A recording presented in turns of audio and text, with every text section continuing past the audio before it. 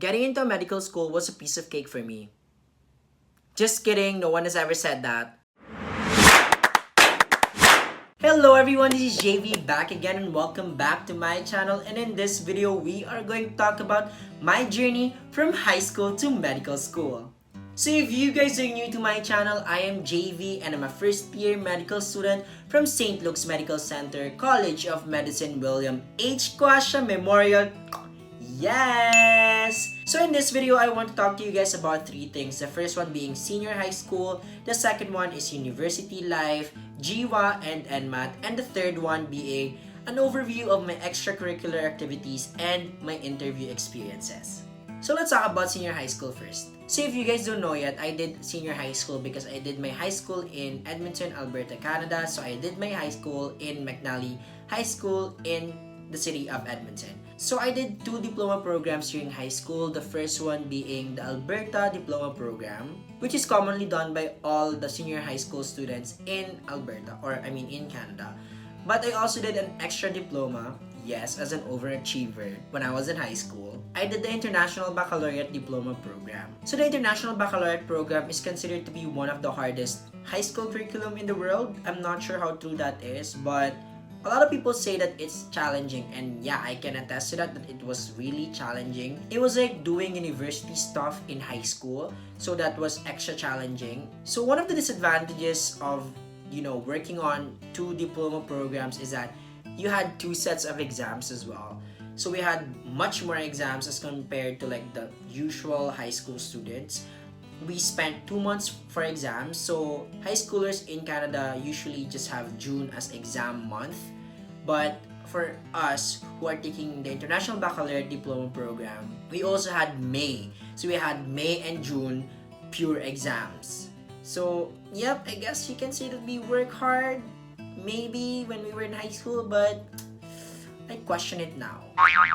So in IB, we were required to take 6 classes, but as an overachiever when I was in high school, I took 7. Yes, as if those 6 subjects were not hard enough to study for. But yeah, I ended up taking all 3 sciences, so physics, chemistry, and biology, because I really wanted to get into med, and they said that taking all 3 science courses will help you in your application. So, I listened to them, and yeah, it did not help me as much. If you're gonna ask me if my senior high school experience was fun, it was definitely fun, even though it was hard. But for me, it was really fun because I started building my character as a student when I was in senior high school, because we just did more as compared to like the regular program in our school. So I believe I started becoming the better version of me in senior high school. So just to give you guys a summary of this segment, we just talked about my senior high school. I did 2 diploma programs, 1 regular program for Alberta, and 1 International Baccalaureate Diploma Program. So I graduated with 2 diplomas. So now let's move on to university, GPA, and NMAC. First, let's talk about university. So a lot of you may have been asking, why did you go back to the Philippines if you were in Canada already? Yup, same question. Just kidding. So when I was a kid, I had this image of UP that only the smartest of the smartest go there. So I kind of wanted to prove something, and I don't know, that didn't leave me, I guess. So even when I was in Canada, and even if I was offered a slot in the biochemistry department of the University of Alberta, which is one of the best schools in Canada, I still decided to come back here. But that's only a part of the reason why. Imagine me doing biochemistry in one of the best institutions in Canada. No thanks, girl. I don't think I'm gonna even survive Biochem 101. Girl, Biochem is just such girl. So yeah, that's basically one of the reasons why I went to UP instead of going into a university in Canada. So as for the NMAT, I took the NMAT once. I studied for 2 weeks. Yes, it's not to brag, it's just the fact. I studied for 2 weeks because I didn't really have the motivation to study for it. Well, I started like reading a month before NMAT, but I really started legit studying 2 weeks before the NMAT, and I did okay. I got enough percentile ranking to get into St. Luke's Medical Center, College of Medicine, William H. Quasha Memorial. Yes! So my NMAT was sufficient enough to get me into St. Luke's, so I was really happy. I was really thankful for that, and I was really praying for that actually. And thank you, Lord, that you granted my prayer. Prayer. Definitely prayers. I prayed a lot. So the next one is GPA. GPA is actually as important as your NMAC because even if you have like a 99 plus percentile ranking in the NMAT, if you have like a really low GWA, then I guess you're gonna have trouble in applying to medical schools. My GPA, by the way, is not as impressive as my NMAT. My GPA is around 1.78, which is not a loudest standing, but still respectable. And I said the number because that's for you guys to know that even if you're not a loudest standing, you can actually get into a really good medical school. So just to give you guys a summary of this segment, university-wise, I did my undergraduate degree in the University of the Philippines, Silliman. GWA, it was an average GWA. NMAT, line of 9 percentile ranking. So overall, it was pretty okay.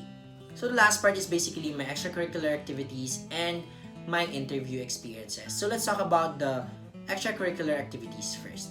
So here are the things that I constantly did ever since I was in high school. So I did student council work. I wasn't really like an officer of the student council, but I like helping out. Like I was just trying to get involved in a lot of things.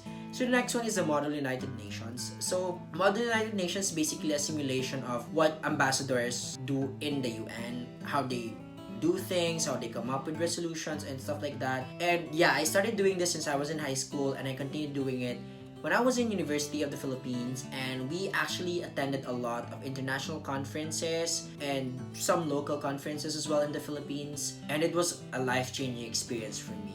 I actually joined a lot of organizations ever since high school as well. So in high school, I joined the Multicultural Club, the Spanish Club, the Speech Club, a lot of clubs in high school, and the same is true when I entered university. So yeah, I guess I was really active ever since high school in terms of joining clubs, organizations, but more than that, I was really trying to be, like significant, more of like someone who does things for the organization, helping the organization grow and like helping the members of the organization as well. And lastly, this might not be applicable to the people here in the Philippines, but when I was in high school in Canada and whenever I go home for the summer or December sometimes, I volunteer. I do volunteer work. In Canada, it's very popular for high school kids especially to volunteer for festival work in the hospital, in the community, and you can actually do a lot of things in Canada. You can actually volunteer to a lot of places. That's just a part of the culture, I guess. So yeah, I had the opportunity to, spend my free time to do volunteer works when I was in Canada. So now we're gonna talk about the overview of my interview experiences. So maybe you were wondering, okay, so you've had so many extracurricular activities, what are they for? And I believe I'm very thankful that I was really involved ever since I was in high school and even in college, because it actually built or helped me build the JV now, like my communication skills and the way I approach things and all this kind of stuff. You can't learn these skills, or you can't really develop your character in just like a short period of time. So I believe these extracurricular activities helped me in a way build my character. And to be honest with you, it actually helped me in my interview. So I must say that my favorite part of the application process to medical school is the interview part, because I like talking, and that's the reason why I'm vlogging here. I think I did really well in my interviews. I only had two, one from St. Luke's, one from Ateneo, and I really loved the Ateneo more than St. Luke's because it was more interesting. How they did their interview was really good, and I'm gonna talk about it in another video, so watch out for that if you are planning to get into Ateneo or St. Luke's. So just a summary for this segment, we talked about some of my extracurricular activities in high school and in college and my interview experiences. So you guys might be wondering, what's all this for? Why am I sharing my journey to medical school? So the reason why I'm sharing my high school to medical school journey is not to brag really. It's more of me wanting to remind you guys that it's not impossible for non-science majors or for those people who have non-science background to get into medical school. It doesn't matter where you are right now. It doesn't matter what you have. What matters is what you do with it. Make the most out of it. Make the most of what you currently have and take each day an opportunity to be better. Getting into medical school definitely was not an easy job. But if I did it, then you could do it too. The next question is, will I survive medical school? Well, sure hope so. See you guys again next vlog.